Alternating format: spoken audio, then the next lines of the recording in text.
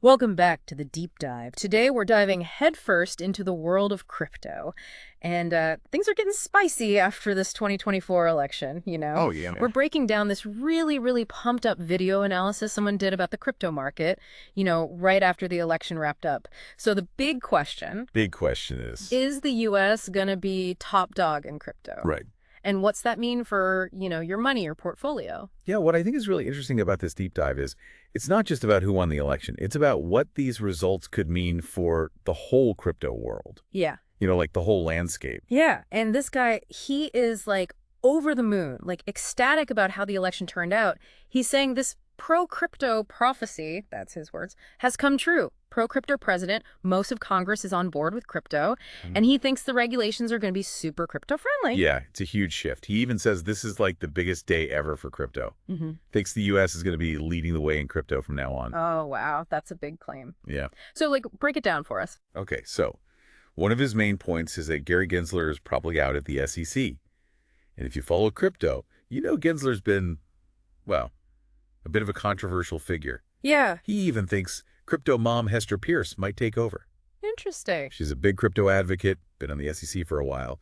So he thinks this change at the top could lead to a whole crypto advisory council, maybe even a Bitcoin reserve, for the government. Whoa, hold on. A Bitcoin reserve, like the U.S. government holding Bitcoin. Yeah. What would that even mean? Well, the way he sees it, it'd be a huge signal, right? Yeah. From the highest level of government saying, hey, we believe in Bitcoin. It'd be massive, but I remember this is all just like speculation right now. Oh, yeah, for sure. Speculation City. It's part of the fun of crypto, though, right? But okay, let's get to what everyone wants to know. What's this all mean for the price of Bitcoin? Okay, so before the election, this guy was predicting Bitcoin would go up like 4 to 4.5x, Okay. putting it at like $140,000 to $150,000. But now he thinks those numbers might be way too low after these election results. So getting higher than $150,000. You think so?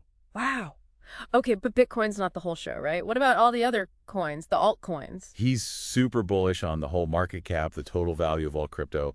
He laid out 3 scenarios, like best case, worst case. Okay. Bear case, he calls it, $8 trillion. Yeah, trillion. Base case, his middle-of-the-road prediction, $10 trillion. And then his moon case, Moon case. Okay. $14 trillion. Holy moly. And you got to remember, right now, the whole market cap is only like $2.6 trillion. Oh, wow. Yeah. So even his worst-case scenario is a massive jump. Okay, so we're talking like maybe a tenfold increase in the entire crypto market. I mean, that's insane. What would even drive that kind of growth? Well, he thinks this whole pro-crypto government thing is going to be a huge catalyst.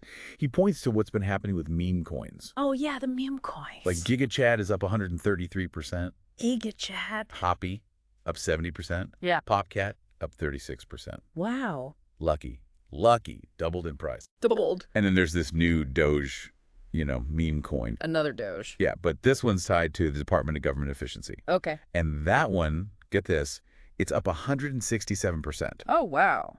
So he's saying this whole pro-crypto wave is going to fuel even more meme coin mania. Meme coin mania, that's for sure. But, for people who aren't into the meme coin craze, what about like the more serious projects? Right. And that's where his background as a venture capitalist comes in. Okay. He thinks this new political scene is going to be huge for projects that are really innovating in the crypto space. Got it. So which projects are on his radar? He gave us his top 5 picks: Peak Network, Movement Labs, Million, Andrina, and GivingWise. Okay, that's a lot to digest. What can you tell us about these projects? So each one's doing something different in the crypto world. Yeah. Peak Network, they're building decentralized wireless networks. Decentralized wireless network. Yeah, imagine like a Web3 version of Starlink, Oh, that's interesting. Then there's Movement Labs. They're working on tech to make it easier to build apps across different blockchains. All right. So like if you want your app to work on Ethereum and Solana and all the others, Right. they're trying to make that easier. Okay. They're all about privacy, building what they call a blind computer. Pretty wild stuff. Blind computer. Yeah. What is it, like a computer with sunglasses on or something? Not exactly. It's super technical, but basically they're trying to revolutionize how we keep data private. Okay. Privacy is definitely a big deal these days. Huge. Then there's Andrina. Okay. They're focused on decentralized internet infrastructure. So like... Yeah, like rebuilding the internet from the ground up, Nope. but in a decentralized way. Interesting. And last but not least, GivingWise. Okay, GivingWise. Yeah, you can probably guess what they're about. Charity. Exactly. using blockchain to change how we do charitable giving. Interesting. So he's picking projects that are like solving real world problems with blockchain. It's not just about making money. It's about like making a difference. That's exactly what he emphasized. It's about finding projects with real-world use cases, the ones that are actually building something valuable, Right. because those are the ones that will stick around. Separating the hype from the real deal, Yeah, right? exactly. Okay, but before anyone runs off to invest in these projects, we got to talk about this term he used, venture capital approach. Oh, yeah. Important point. Yeah. Venture capital, even in crypto, it's high risk. Right. Most of these investments, they don't pan out, they fail. Yeah, that's a good reality check. Definitely something to keep in mind. Don't put all your eggs in one basket, right? Exactly. Okay, but before we get too deep into the investment side, I got to ask about this poly market thing he mentioned. Oh, yeah, poly market. It's a crypto prediction market. Prediction market. Okay. And it blew up during the election. Blew up. Yeah, it became the #1 app on the Apple App Store. No way. Seriously. What made it so popular? Well, it predicted the election results, and it was more accurate than the traditional media outlets, even the polls. Wow, that's pretty impressive. So we got a crypto prediction market beating the pros at their own game. I mean, that really shows you how much crypto is growing and how it can be used for, like, real world stuff. Absolutely. It's not just about trading and speculation anymore. So what are we seeing here? A potential crypto supercycle because of this election. Are we really going to see Bitcoin go through the roof? We'll get into that after a quick break. Definitely a lot to unpack. It's looking like a big moment for crypto for sure. This guy we're talking about, he's riding that wave of excitement, that's for sure. Yeah, he's definitely all in on this, huh? But let's, play devil's advocate here for a sec. What could, like, totally mess this whole supercycle thing up? Well, first of all, there's the whole regulation thing. We don't know exactly what this new administration is going to do about crypto. Yeah. They seem pro-crypto, yeah. Yeah. But what does that actually look like when they start making policies? Right, right. Easy to get caught up in the hype of a crypto-friendly government. But the details, those are what matter. Totally. And, crypto moves fast. Yeah. Like really fast. What's hot today could be old news tomorrow. So how do you stay ahead of the curves, right? It's like trying to hit a moving target, man. Exactly. You got to stay informed. You got to be flexible. Don't just blindly follow what everyone else is doing. Do your own research. Understand the tech.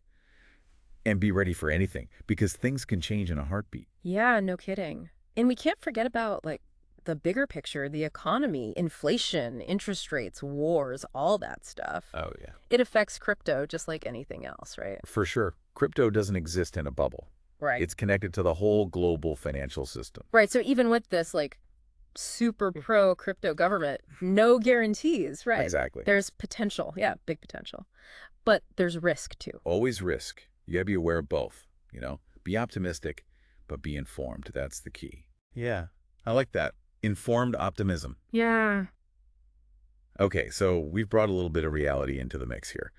But even if this super cycle doesn't happen exactly like this guy thinks it will, it's still pretty amazing how far crypto has come, right? Oh, absolutely. Like a few years ago, this was a fringe thing. Yeah. People thought it was a fad, Right. Now it's everywhere. Governments are trying to figure out what to do with it. Yeah, it's mainstream now. It's a testament to the innovation happening in crypto and the potential it has to change so many things. Okay, so talking about innovation. Yeah. This guy was really excited about layer 1 blockchains. He was. He even mentioned Peak Network, said it could be like the next Solana.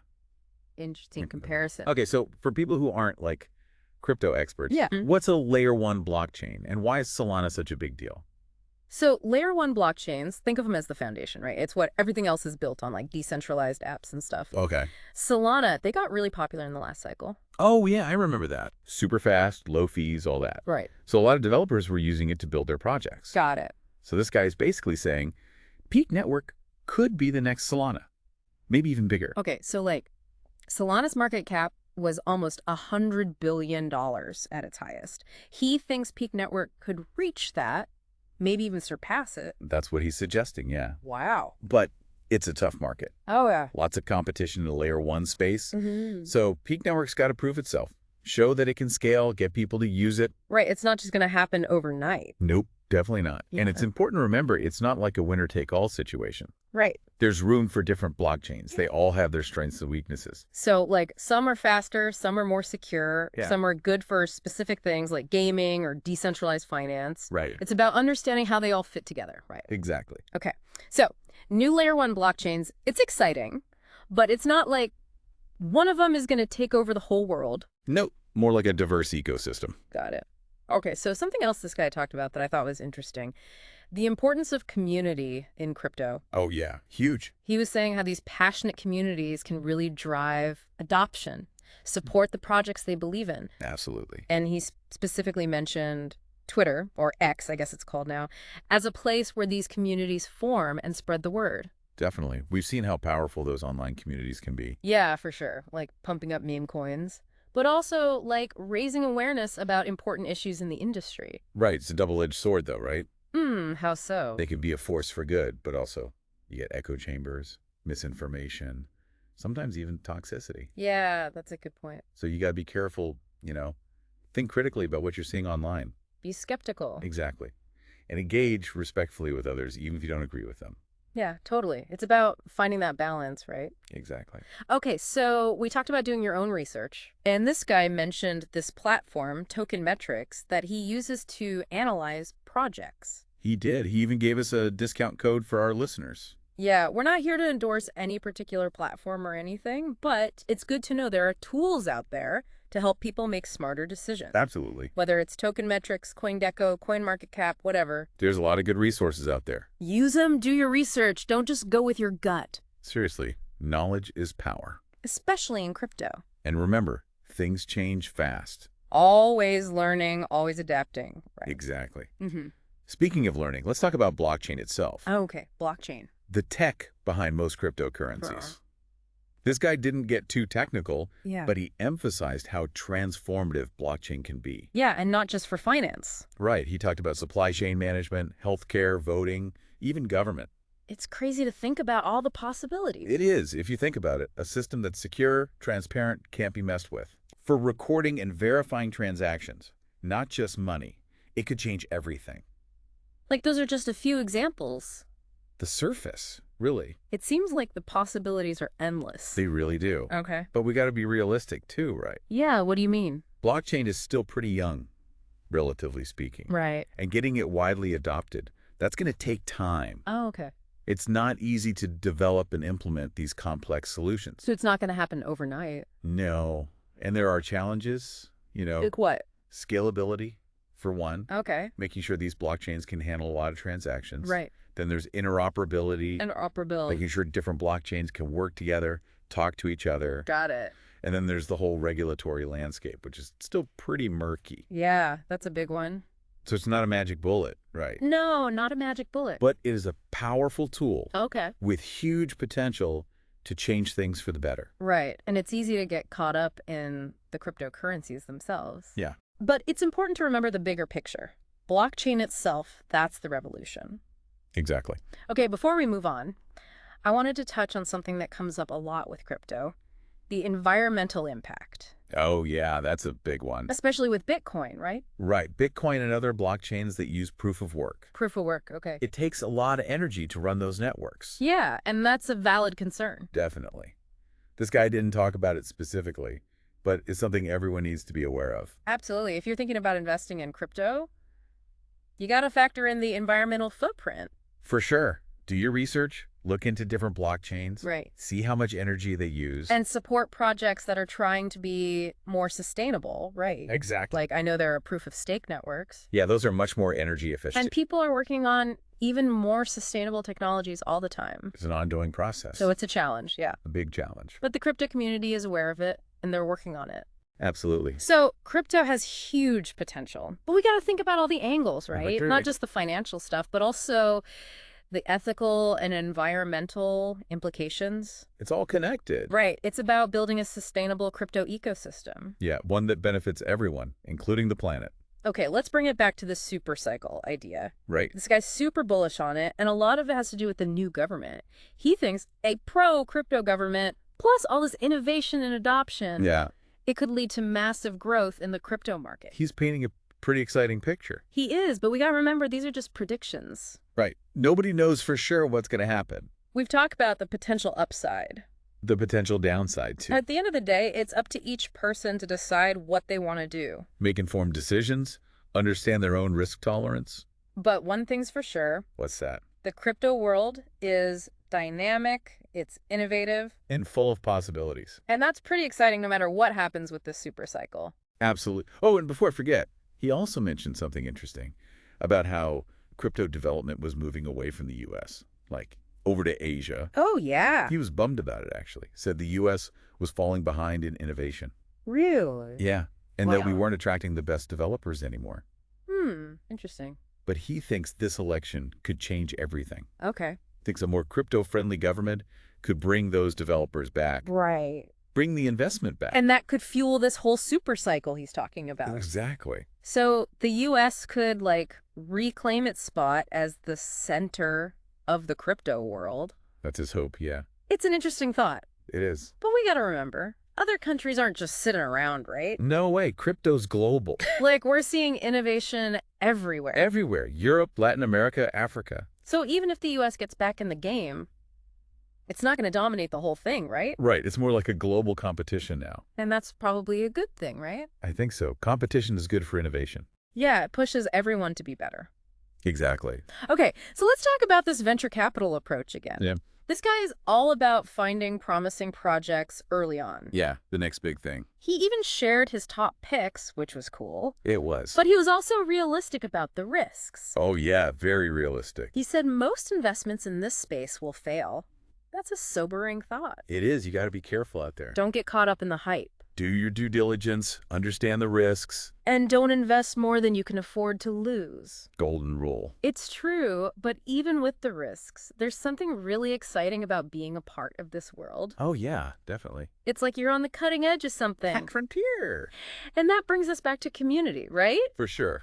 Like this guy said, these passionate crypto communities, they're a huge part of driving adoption, supporting the projects they believe in. Absolutely. And it's not just about the money. It's about sharing knowledge, collaborating, connecting with people who get it. It's a whole movement. It is. But like we talked about earlier, Yeah. got to be careful with those online communities too. They can be a bit of a Wild West sometimes. Absolutely. Always be critical, be discerning. Yeah, find that balance. Exactly. Speaking of balance, Yeah. let's circle back to this super cycle thing. Okay. This guy we're talking about, he's all in on it. Yeah, super bullish. But we got to remember, nobody can predict the future. Right. No crystal balls. We've looked at what could make it happen. The pro-crypto government, the innovation, more people using crypto. Predicted good stuff. But there are also things that could get in the way. Regulations, the speed of technology, the economy. So many factors. It's a complex system. Crypto is unpredictable, that's for sure.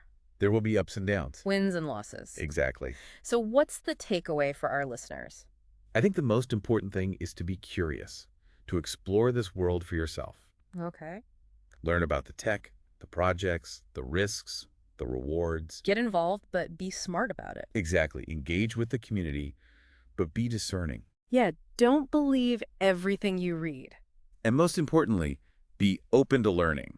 Because the space is constantly changing. Always. And hey, maybe you'll be the one who discovers the next big thing. Or helps shape the future of crypto. That's a good point. It's not just about watching from the sideline. Nope. Jump in, get involved. And who knows, maybe you'll make a fortune along the way. Maybe, but even if you don't, Yeah, just being a part of this revolution, that's pretty exciting in itself. I think you're right. Okay, we're going to take a quick break. When we come back, we'll wrap things up and leave you with some final thoughts. All right, we're back. And man, we went deep on this crypto supercycle thing, huh? We did. We covered a lot of ground. Bitcoin, meme coins, layer ones, venture capital, even the environmental impact. Phew, yeah.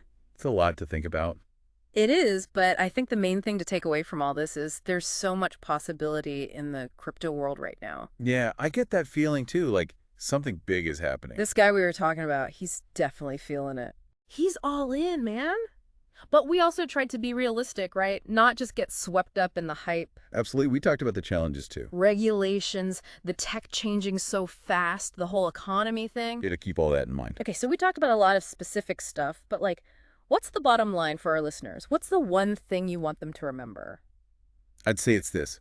Be informed, be optimistic, but be informed. Informed optimism, I like that. But like, where do people even start? There's so much information out there about crypto. It's crazy. It can be overwhelming, for sure. Yeah, But there are resources. We talked about CoinGecko, CoinMarketCap, right. token metrics. Those are all good places to start. And don't forget about the community. Oh, yeah, huge. Those online crypto communities, they can be super helpful. Ask questions, connect with people, learn from each other. Definitely. But like we said before, be careful too. Right, not everything you read online is true. Do your own research.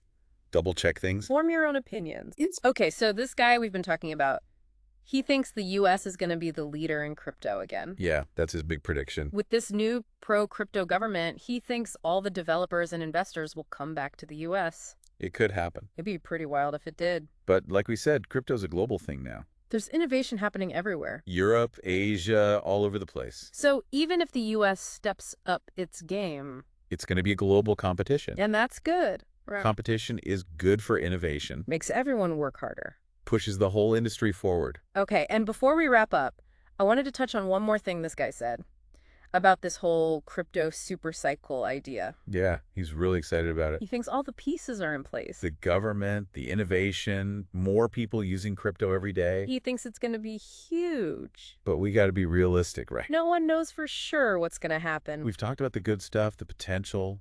but also the challenges, the things that could slow things down. The future is uncertain. That's the truth. But here's the thing. Whether or not this super cycle happens exactly like he thinks it will, crypto is here to stay. I think you're right. It's changing the world, and it's only going to get bigger. So what's our final message for everyone listening? Be curious. Explore this world. Don't be afraid to dive in. Learn about the tech, the projects, the risks, the rewards. Get involved, but be smart about it. Exactly. And who knows, maybe you'll be the one who changes the world with crypto. The future is unwritten. That's the beauty of it, right? It is. It's full of possibility. Thanks for joining us on the deep dive. It's been fun. Until next time.